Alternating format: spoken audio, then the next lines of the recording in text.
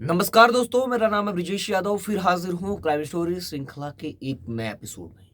आज बात नवी मुंबई के एक ऐसे मर्डर केस की करेंगे जहां हत्यारा खुद अपनी गोली से मारा गया। कहते हैं ना, दूसरों के लिए गड्ढा खोदने वाले खुद ही उस गड्ढे में एक दिन गिर जाते हैं। ऐसा ही हुआ नवी मुंबई के केस में, और ये कहानी काफी हैरान कर देने वाली है। आप लोग जब इस कहानी को सुनोगे तो आपके भी रोंगटे खड़े हो जाएंगे कि 10 दिन के भीतर 21 अगस्त और 28 अगस्त के बीच क्या क्या हुआ नवी मुंबई में, जो काफी दिल दहला देने वाला था। आइए पूरी कहानी विस्तृत तरीके से आप लोगों को बताता हूं कि क्या हुआ था। 21 अगस्त, नवी मुंबई का नेरुल इलाका। यहां पर दो लोग रहते थे और दोनों प्रॉपर्टी डीलर थे, एक बहुत बड़े बिल्डर्स थे। एक का नाम था आमिर खानजादा। आमिर खानजादा एक बिल्डर था और अच्छा खासा, गुंडागर्दी भी और एक मजबूत पैसे वाला भी। और उसके बाद एक बिल्डर था सुमित जैन। सुमित जैन भी बिल्डर था, उसके पास भी प्रॉपर्टी डीलर था, भी बहुत कुछ इसी रिलेटेड, प्रॉपर्टी रिलेटेड बिजनेस करता था। और ये दोनों काफी अच्छे दोस्त भी थे। 21 अगस्त 2024 को घर से, जो उनका नेरुल में, ये दोनों पड़ोसी हैं, घर में यानी घरों में, ये 21 अगस्त की रात लगभग 9 बजे ये दोनों अपने अपने घरों में कहें कि वो बिजनेस मीटिंग के लिए बाहर जा रहे हैं। बिजनेस मीटिंग में बाहर जाने के लिए इन लोगों ने मीटिंग करने के लिए कार बुक की और उस कार के अंदर ये मीटिंग करेंगे। कार के अंदर कई और लोग भी थे, शायद इनवाइट किया गया था, ड्राइवर तो रहेगा ही। और कार आई, घर अपने नेरुल घर से निकले ये लोग और कार में सवार होकर अब निकल पड़े हाईवे की ओर। वहां पर कार में ये लोग भी थे और उनके साथ ड्राइवर तो था, और कौन था ये क्लियर नहीं है। अब ये लोग निकले मीटिंग के लिए, उसके बाद ये कभी घर नहीं लौटे। अभी मीटिंग के बाद कहाँ चले गए, इसके बारे में किसी को कुछ पता नहीं चला। ये हैरान कर देने वाला था। ये लोग 9 बजे रात को लगभग निकले, लेकिन उसके बाद सुबह हो गई, सुबह से शाम हो गई, शाम से वापस सुबह हो गई, फिर शाम हो गई। एक जैसे 1.5-2 दिन का समय बीत गया, वापस कभी घर लौटे नहीं। 12 या 16 घंटे में ही परिवार में खलबली मच चुकी थी। परिवार वालों ने नजदीकी जो पुलिस स्टेशन है वहां पर जाकर नवी मुंबई पुलिस स्टेशन में मामला दर्ज कराया। जो सुमित जैन है उसके परिवार ने भी, और आमिर खानजादा के परिवार ने भी मिसिंग कंप्लेंट दर्ज करा दिया नजदीकी पुलिस स्टेशन में जाकर। उसके बाद सीनियर सहायक पुलिस निरीक्षक वहां के जो थे, दीपक साकोरी, उन्होंने इस मामले की जांच शुरू की।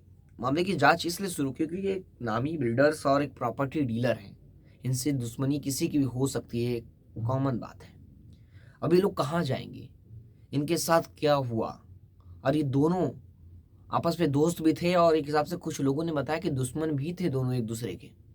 लेकिन दोनों एक साथ कैसे गायब होंगे, दुश्मन होंगे तो जो सुमित होगा वो समीर को मारेगा या समीर चैन को मारेगा, दोनों में से किसी की बॉडी तो मिलेगी। लेकिन ऐसा कुछ नहीं हुआ इस केस में।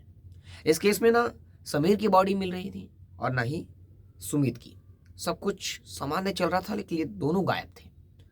अब इन लोगों के साथ क्या हुआ और वो कार क्या थी, वो कार कहाँ पर है, ये दोनों कहाँ पर है, इनका ड्राइवर कहाँ है, वो मीटिंग कहाँ होने वाली थी, परिवार को भी क्लियरली स्पष्ट नहीं पता था। अब पुलिस ने इस केस को सॉल्व करने के लिए 8 टीमों का गठन किया और सैकड़ों पुलिसकर्मियों को लगाया। अब इस केस को जल्द से जल्द सुलझाना था, क्योंकि ये केस हाई प्रोफाइल बनता जा रहा था। दो नामचीन बिल्डरों का गायब होना पूरे इलाके में, और एक बिल्डर का जो लॉबी होता है उसमें सनसनी फैल गई थी। अब पुलिस ने किसी तरह पहले तो कार का पता लगाया, जहां जिस कार में वो मीटिंग करने वाले थे वो कार कहाँ है, और वो कार किसकी थी या कार कहाँ है। अभी ये जब पता लगेगा तब वो दोनों के बारे में कुछ ना पता चलेगा। अब पुलिस उस कार को खोजने में पूरा फोकस लगा दी। अब पुलिस ने घर से जहां भी घर से उनका निकलता है रूट, जितना भी रूट, वहां के सारे सीसीटीवी खंगालना शुरू की। सारे सीसीटीवी जब देखी तो कार दिखी, कार का नंबर दिखा, कार का नंबर दिखा। उसके बाद कार के बारे में डिटेल निकाली, कार के बारे में डिटेल निकाली तो उसका जीपीएस ट्रैकर मिल गया पुलिस को। जीपीएस ट्रैकर की मदद से उसे ट्रेस करने की पुलिस अब कोशिश करने लगी। पुलिस की टीम जब ट्रेस की तो जीपीएस की मदद से पुलिस को कार का लोकेशन मिल गया। अब पुलिस को थोड़ी इस केस में उम्मीद जाग गई। एक दो दिन बाद, जब कार का जीपीएस ट्रैक्स हो गया। उसके बाद पुलिस की टीम को खोपोली में लोकेशन मिला कि खोपोली में कार खड़ी है एक रोड किनारे। पुलिस वहां पहुंची। पुलिस ने जब कार को देखा तो कार खड़ी थी, और फिर कार को जब खोला तो अंदर खून के छींटे पड़े हुए थे। खून के छींटे पड़े थे और 2 जिंदा कारतूस मिले हैं, यानी गोली खाली खाली गोली मिले हैं और खून के धब्बे मिले हैं। ये वगैरह वगैरह सामाने पुलिस को एविडेंस के रूप में पुलिस ने कलेक्ट कर लिया। कार को भी पुलिस ने अब एविडेंस के रूप में कलेक्ट करके उसकी जांच कर रही है पुलिस। लेकिन दोनों की बॉडी नहीं मिली। ये हैरान कर देने वाला मामला था। कार यहाँ पर है, ब्लड गिरा हुआ है, ब्लड सैंपल की पुलिस ने जो फॉरेंसिक टीम है वो कलेक्ट कर ली, लेकिन खाली कारतूस मिल गए, 2 गोली, खून के छींटे मिल गए, कार मिल गई, तो बॉडी कहाँ है? ये सबसे बड़ा सवाल है। अब खून के छींटे मिले हैं, गोली मिली है, यानी मर्डर हुआ है, किसी का किसी ना किसी का मर्डर हुआ है, लेकिन बॉडी कहाँ है? और मर्डर भी हुआ है तो किसका हुआ है? ये अब सबसे बड़ा सवाल पुलिस के सामने। अब कार मिलने के बाद नए सवाल खड़े हो गए कि अगर मर्डर हुआ है तो किसका हुआ है, और मर्डर किसी एक का ही हुआ होगा तो अमीर का हुआ होगा या सुमित का हुआ होगा, तो दोनों में से एक कहाँ है? क्या एक किसी को मारकर लापता है? तो कई पॉसिबिलिटीज थी, कई संभावनाएं थी इस केस में। अब पुलिस के सामने अब जांच करना और एविडेंस कलेक्ट करने के सिवा कोई ऑप्शन भी नहीं था। अब पुलिस ने जगह जगह पुलिस को और पुलिस थानों को, चौकियों को अलर्ट कर दिया। कहीं पे भी बॉडी मिले तो पुलिस को तुरंत इन्फॉर्म किया जाए। कहीं पे भी जंगल झाड़ियों में सर्च ऑपरेशन, पेट्रोलिंग बढ़ाई जाए और जगह जगह तलाशी ली जाए। कहीं पे भी बॉडी मिले तो तुरंत पुलिस को इन्फॉर्म किया जाए। पुलिस उससे चेक करेगी कि वो बॉडी किसकी है या मैच करने की कोशिश करेगी, क्योंकि अगर मर्डर हुआ है तो बॉडी भी कहीं डंप की गई होगी। अब पुलिस की टीम को 23 अगस्त को एक फ़ोन आता है। 23 अगस्त को जब फ़ोन आता है तो उस फ़ोन में कहा जाता है कि यहाँ पर एक बॉडी पड़ी है रोड किनारे।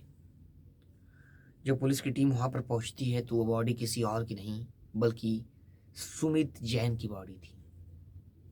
अब सुमित जैन को, जो उसकी बॉडी है, पुलिस ने उसे पोस्टमार्टम के लिए भेज दिया और परिवार वालों को सीनाखात की तो बॉडी पहचान में आ गई, क्योंकि 2 दिन पहले मर्डर हुआ था तो बॉडी भी काफ़ी डैमेज यानी डिकम्पोज हो रही थी और बॉडी का फूल चुकी थी काफ़ी। उसके बाद पुलिस को तलाश थी हत्यारों की। अब जो शक की सुई थी वो पूरी 100% घूम चुकी थी अब आमिर खानजादा के ऊपर, क्योंकि सुमित जैन की बॉडी मिली है तो हाँ, और आमिर खानजादा गायब है, यानी कहीं ना कहीं उसका हाथ हो सकता है। पुलिस को ऐसी आशंका थी। अब पुलिस की टीम क्या की?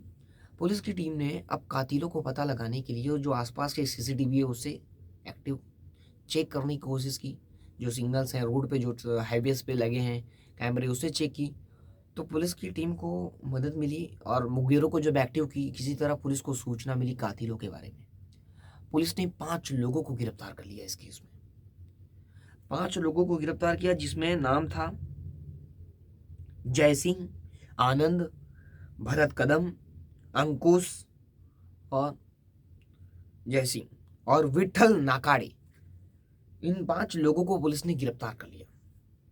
अब पुलिस ने जब इन 5 लोगों से गिरफ्तार करके उनसे जब इंट्रोगेशन किया और जो पुलिस ने पूछताछ किया कि इन लोगों ने सुमित जैन को क्यों मारा, यानी सुमित जैन को इन लोगों ने किसके कहने पर मारा या इन लोगों ने उसका हत्या क्यों किया, और जो आमिर खानजादा है वो कहाँ है।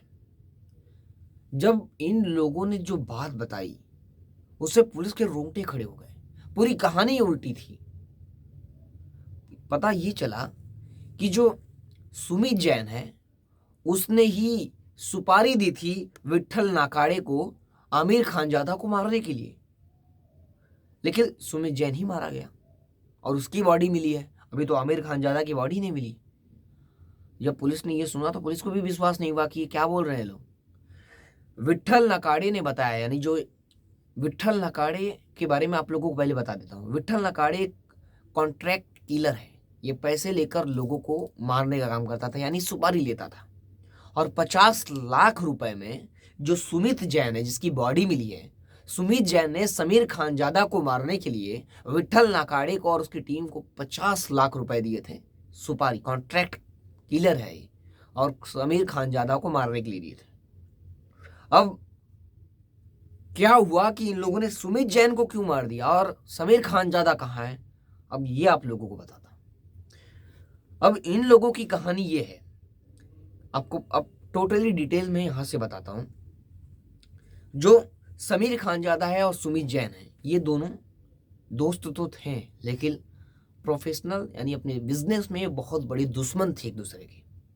जो सुमित जैन है उसे रायगढ़ के पाली में 2 से 3 करोड़ रुपए की एक प्रॉपर्टी मिली थी, 3.5 एकड़ की, और उस प्रॉपर्टी की कीमत 3.5 करोड़ रुपए थी, और उसका जो मालिक है वो मर चुका है। मालिक मर चुका है तो जो सुमित जैन है उसने कहा क्या एक प्लान बनाया कि नकली मालिक के तौर पर वो पेश करेगा एक किसी व्यक्ति को, और उस जमीन को उसके नाम कर लेगा और प्रॉपर्टी को ले लेगा। ये इसका प्लान था। और इस जो झोल करने वाला है सुमित जैन, जो ये धोखाधड़ी करने वाला है, और इस स्कैम के बारे में या इस धोखाधड़ी के बारे में समीर खानजादा को पता चल गया, जो इसका दोस्त भी है और बहुत बड़ा दुश्मन भी है। समीर खानजादा उसके अंदर हिस्सा मांगने लगा। अगर वो हिस्सा नहीं मांगेगा तो इसके बारे में लोगों को बताएगा और उसका पोल खुल जाएगा। अब वो हिस्सा देना नहीं चाहता था सुमित जैन। अब इस हिस्से को लेकर इन दोनों के बीच अब झगड़ा होने लगा, उसको ब्लैकमेल करने लगा। जो समीर खानजादा है सुमित जैन को क्यों बता देगा कि धोखाधड़ी से जमीन ले रहा है, 3.5 करोड़ रुपए की जमीन है। अब ऐसा होने के बाद क्या हुआ कि जो सुमित जैन है वो थक गया इसके ब्लैकमेलिंग से। उसके बाद इसने प्लान बनाया कि अब इसे खत्म कर देगा, यानी खत्म करने का या रास्ते से हटाने का प्लान बना दिया। अब उसने क्या किया, सुमित जैन ने विट्ठल नाकाड़े जो इसका दोस्त है और कॉन्ट्रैक्ट किलर है उसे पकड़ा। उसे पकड़ के 50 लाख रुपए का ऑफर दिया कि वो समीर खानजादा को मार देगा तो उसे 50 लाख रुपए देगा। ये ऊपर से बात पता चली है, लेकिन बात ये भी पता चली है सूत्रों द्वारा कि जो सुमित जैन है उसने जान से मारने के लिए नहीं कहा था, उससे पीटने के लिए, पीटने के बाद उसका अपहरण करने, किडनैपिंग करने के लिए और धमकाकर धीरे से छोड़ देने के लिए। फिर प्लान के मुताबिक 21 अगस्त की रात को एक कार बुक हुई। कार में बिजनेस मीटिंग के नाम पर जो विट्ठल नाकाड़े है वो भी कार में था, और उसके बाद समीर खानजादा भी था, और उसके बाद जो अपना सुमित जैन है वो भी था। अब ये लोग कार में मीटिंग के बहाने निकले, और उसके बाद जो विट्ठल नाकाड़े है उसकी जो उसके गुर्गे जो भी उसके बंदे हैं वो आए, और जो है आमिर खानजादा को इन लोगों ने मारने पीटने के बजाय, इनका जो झगड़ा है वो काफ़ी बड़ा, और आमिर खानजादा को इन लोगों ने जान से मार दिया। खाली पीटने की या धमकाने और किडनैपिंग की बात हुई थी, जान से मार दिया। गुस्से में गोली मार दिया। एक गोली मारने के बाद वो उसकी मौके पर ही मौत हो गई। मौत हो जाने के बाद अब इनका प्लान ये था कि अगर इसकी मौत हुई और इसे कोई गोली मार देगा तो जो सुमित जैन है वो फंस जाएगा। सुमित जैन ने एक नया प्लान बनाया था कि मैं अपने पैर पे भी गोली मार लूंगा, पुलिस को भी शक नहीं होगा कि कोई अनजान लोग आए थे और मारकर चले गए। अब इन लोगों ने क्या किया, सुमित जैन ने अपने पैर पे गोली मार ली। उसको गोली मारने के बाद सुमित जैन ने अपने पैर पे गोली मार लिया, और गोली मारने के बाद उसका खून तो रिसाव हो रहा था। और साथ में जो कॉन्ट्रैक्ट डीलर है विट्ठल नाकाड़े, उसने क्या किया कि अपना 50 लाख रुपए मांगा। 50 लाख रुपए मांगा तो 50 लाख रुपए को लेकर कहा सुनी हो गई, उस समय नहीं था उसके पास शायद, कहा सुनी हो गई सुमित जैन से, और सुमित जैन के पैर में फिर गुस्से से चाकू घुसा दिया विट्ठल नाकाड़े ने उसके पैर में भी। अब गोली लगी हुई है, पहले से खून रिसाव हो रहा है और खून रिसाव हो गया, और इन लोग वहां पर छोड़कर थोड़ा कुछ घंटे हट गए, क्योंकि समीर खानजादा की बॉडी को ठिकाने लगाने ये लोग चले गए। उसके बाद आए यहाँ पे, देखा ये भी मरा पड़ा है, मर चुका था, बहुत लेट हो चुका था, खून रिसाव बहुत हो चुका था, अस्पताल नहीं पहुंच पाया। उसके बाद इसकी भी मौत हो गई, इसे भी ये लोग जाकर खोपोली फेंक दिए। खोपोली में फेंकने के बाद करनाला में समीर खानजादा को फेंक दिए। उसके बाद पुलिस ने खरनाला गई। करनाला के बाद वहाँ पर पुलिस ने जांच की, और किसी तरह 28 अगस्त को लगभग 8 दिन बाद आमिर खानजादा की बॉडी वहां से बरामद हुई। अब ना सुमित जैन बचा, ना आमिर खानजादा बचा, दोनों की मौत हो गई एक प्रॉपर्टी के चक्कर में 3.5 करोड़ रुपए की। शायद वो जिंदा रहते हैं तो शायद अभी कितनी प्रॉपर्टी बनाते, लेकिन सुमित जैन के एक प्लान ने, और वो प्लान उल्टा पड़ गया सुमित जैन की, यानी खुद की गोली से खुद ही सुमित जैन मारा गया, और उसके प्लान में उसका दोस्त की भी, जो समीर खानजादा था, वो भी मारा गया। और जो कॉन्ट्रैक्ट किलर थे, जो 50 लाख रुपए के लिए किलिंग करने आए थे, वो सलाखों के पीछे पहुंच गए। इस केस पर आपकी क्या राय है, कमेंट करके जरूर बताएं। सावधान रहिए, सतर्क रहिए। फिर मिलूंगा एक नई कहानी और एक नई घटना के साथ। तब तक के लिए जय हिंद।